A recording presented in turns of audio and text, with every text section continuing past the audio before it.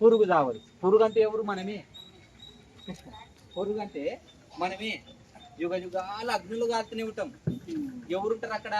యేసుప్రభు తెలియని వారు, యేసుప్రభు తెలుసుకోకుండా మరణించిన వారు, నరకం ఉందిరా భయ్ తెలుసుకుంటే ఆయన నమ్ముకుంటే మోక్షం ఉందని చెప్పినా వినని వారు, వాళ్ళందరూ ఎక్కడ ఉంటారంటే నరకంలో ఉంటారు. మనం మరణిస్తే భౌతికమైన లోకం ఇది. భౌతికమైనది ఇది. ఇక్కడ బతికిన కొద్ది దినాలు ఎన్ని రోజులు బతుకుతామో తెలియదు, ఎన్ని రోజులు ఉంటామో తెలియదు.